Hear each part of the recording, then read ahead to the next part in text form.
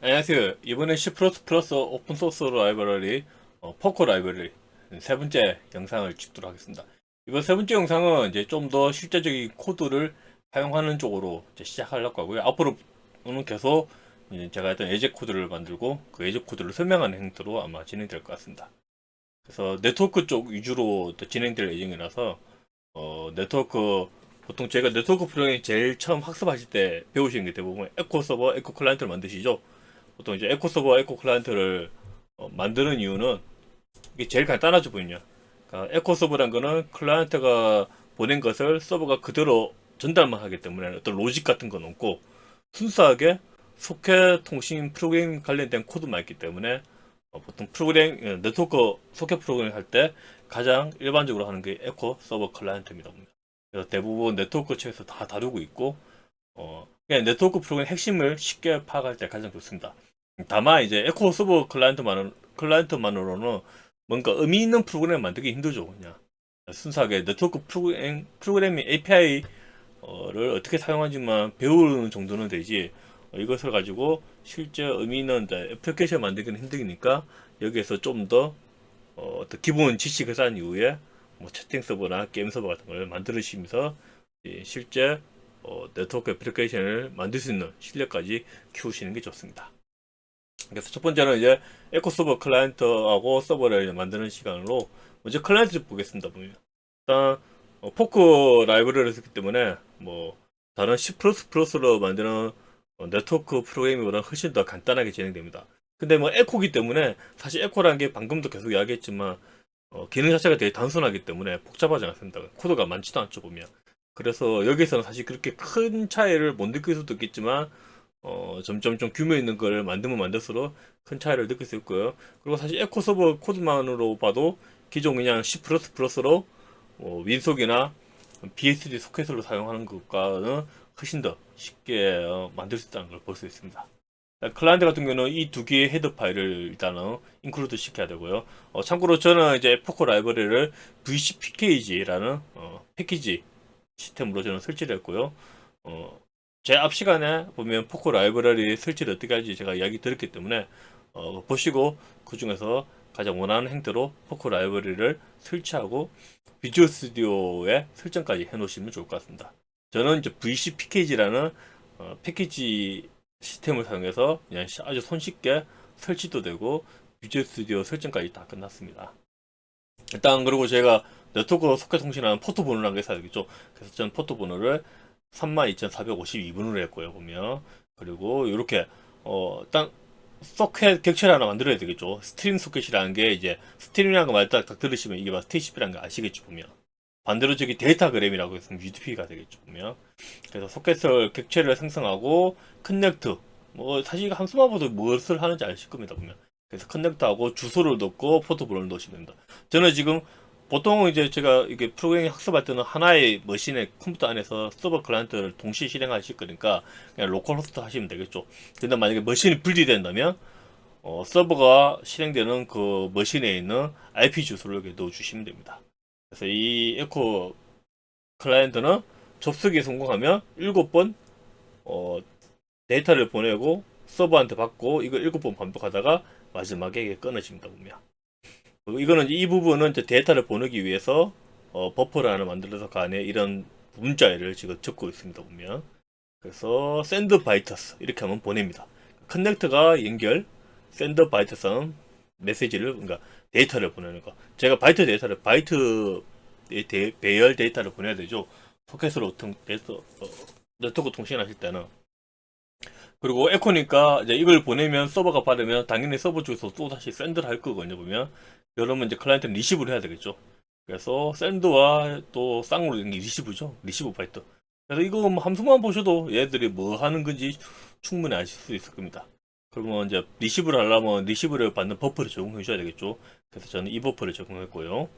그리고 이제 이 반환값이 리시브 바이트스 반환값이 실제 받은 크기인데 이게 0보다 0이든가 0보다 작으면 끊어졌다든가 에러가 발생한 거죠. 그러니까 끊어졌다고 보시면 될 것 같습니다. 보면 그래서 연결이 끊어졌다 표시되고 0보다 크면 어떤 메시지를 받은 거니까 그 받은 메시지를 출력하고 있습니다.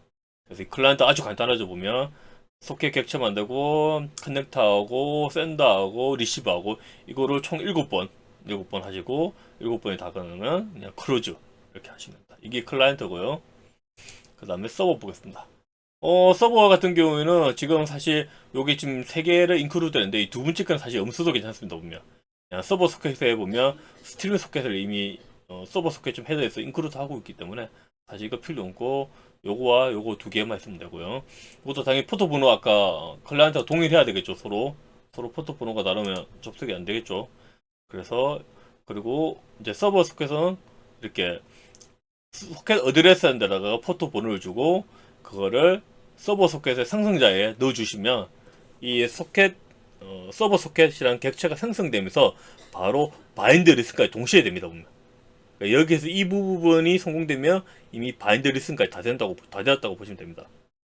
그래서 리슨이 이미 되었기 때문에 이제 접속을 받아줄 수 있는 상태죠. 그래서 들어와서 accept connection 저희가 보통 서버는 클라이언트 접속을 받으려면 accept라는 함수를 API에 사용해야 되죠. 소켓 API에 보면. 그래서 비슷하게 여기는 accept connection 함수를 호출하면 클라이언트가 접속할 때까지 여기서 대기에 머무르집니다. 그래서 만약에 클라이언트 접속을 하면 스트림 소켓이 하나 생성될 거고요. 보면. 그래서 아까 이 클라이언트에서 연결이 되면 여기에서 커넥션 해가지고 연결이 되면 바로 샌더를 보내고 있죠. 그럼 서버는 반대가 되죠. 리시브를 해야 되겠죠. 그래서 리시브 바이트 아까 똑같죠. 클라이언트 쪽하고 리시브 바이트라고. 그래서 바이트 크기가 아까 앞에 이야기했지만 이 받은 사이즈가 0 이하면 접속이 끊어진 게 때문에 여기서 그만하고 놓으면 되고요. 0보다 크면 어떤 클라이언트가 어떤 메시지를 보는 거기 때문에 그 메시지를 받아서 이렇게 조금 다시 바꿔서 그대로 샌더를 하고 있습니다. 샌드 바이트. 그래서 리시브 샌드가 아까 에코 클라이언트와 순수만 바뀔 뿐이지 함수는 동일합니다. 보면. 그래서 이거 보시면 특별하게 뭐 크게 어려운 부분은 없을 거고요. 이 부분이 없는 거죠. 서버한테는. 그러니까 클라이언트는 그냥 커넥션만 했는데 서버는 엑스트 커넥션을 해야 되고요. 보면. 그리고 서버 소켓 객체가 생성되면서 바로 바인더와 리슨까지 다 된다는 거. 그것도 좀 특이한 형태. 아주 뭐 이거 그냥 일반 C++ 프로그램은 좀 몇 줄 되는 것들을 그냥 한 줄에 끝내버렸죠. 제가 구글링에서 찾은 코드 중에 하나가 뭐 요기 에코 서버거든요. 에코 서버 클라이언트. 그래서 얘는 보면 이제 윈도우용 윈속인데 소켓 초기화도 해줘야 되고 이거 요 부분 초기화겠죠. 그리고 소켓 객체 생성하고 그리고 주소 관련된 부분 세팅하고 그다음 바인드하고 리슨하고 거의 그러니까 여기서 여기까지가 아까 우리가 만든 이 여기서는 요 두 줄만으로 끝났죠. 이 두 줄. 그 이 두 줄 있죠, 사실. 이 두 줄이 실제 우리가 C++로 API 서버로 하신다면 이렇게 아주 거의 한 20줄 가까이 되겠죠, 보면. 근데 뭐 이런 거 좀 빼면 20줄까지 더 줄여도 좋겠지만 기본 20줄 정도 되겠죠, 보면. 그래서 아주 이렇게 긴 것들을 그냥 아주 단순하게 끝냈습니다, 보면. 엑세트는 아까 동일하죠, 보면. 뭐 엑세트하고 리시브 샌드는 거의 비슷하기 때문에 큰 차이가 없을 거예요. 근데 이런 부분에서 특히 많은 차이가 납니다, 보면. 클라이언트도 동일하죠. 클라이언트도 보면 뭐 당연히 인속 초기화를 해줘야 되거든요. 그래서 커넥터 하기 전까지 여기까지 걸리죠, 보면. 이것도 한 10줄 이상 되죠, 보면. 아까 포커 라이브러리에서 라이브러리를 썼으면 에코 클라이언트 한 2줄 정도 끝날 것들을 이렇게 꽤 많은 작업을 써주셔야 됩니다. 이런 거 보시면 훨씬 더 포커 라이브러리가 간단하게 된다는 거 알 수 있을 겁니다. 그래서 좀 그림으로 소개해드리면 이렇게 순서 이렇게 되겠죠. 보면 먼저 서버가 먼저 만들어져야 되겠죠. 서버가 만들어져야지 클라이언트 접속을 할 수 있으니까. 그래서 서버가 이렇게 초기화를 하고 엑세트 커넥션 호출을 하고 있는 상태가 되고 클라이언트도 당연히 초기화해서 커넥터 그래서 이렇게 연결되겠죠. 서로 연결되면 이제 클라이언트는 샌드를 보내고 리시브는 서버는 리시브를 해야 되겠죠. 클라이언트가 먼저 샌드를 하니까. 그래서 이런 형태로 되고요. 그 다음에 리시브에서 뭔가를 받으면 서버는 샌드를 하겠죠. 그러면 또 당연히 에코 클라이언트는 당연히 여기 리시브 하고 있어야 되겠죠. 그래서 이 부분이 한 7번 반복하다가 클라이언트에서 크루즈를 하면 연결이 끊어지면서 이 부분이 끝나게 됩니다. 이 코드들은 지금 제가 저장한 공개한 이 주소, 이 주소에 가시면 이미 있습니다. 다른 샘플 코드도 제가 미리 좀 만들어 놓은 게 있는데 이거는 제가 다음 기회에 다음 영상 때 설명해 드릴 거고요. 그래서 이번 영상 이 부분 한번 코드 한번 좀 더 보시면 좋으실 것 같습니다. 다음 영상에서는 이제 어떤 것을 하냐면, 지금 현재 이번에 소개해드린 것들이 이 소켓이 블러킹 통신을 합니다. 블러킹. 그러니까 소켓 통신은 논블러킹과 블러킹 두 가지로 크게 나눠질 수 있는데, 블러킹은 말 그대로 어떤 행동을 했을 때 이 행동이 끝날 때까지 멈춰버립니다. 예를 들어서 이 지금 클라이언트인데, 클라이언트 커넥터를 딱 끌었는데, 이 서버가 만약에 이 커넥터 처리를 빨리 해주지 않으면 이 부분에서 대기를 하게 되겠군요. 반대로 리시브도 동일하죠. 리시브 바이트에서 서버가 어떤 샌드를 해주지 않으면 여기서 클라이언트는 받을 때까지 여기서 계속 대기하게 됩니다. 그래서 블러킹이라고 하죠. 근데 논블러킹으로 바꿔버리면 대기하지 않습니다. 커넥트 해가지고 커넥트 안 되면 바로 그 결과가 나오고, 리시브 바이트 호출해서 리시브 할 게 없으면 바로 그 결과를 알려줍니다. 팔았다 안 팔았다 이런 거를. 그래서 멈춤 없이 계속 할 수는 있죠 보면.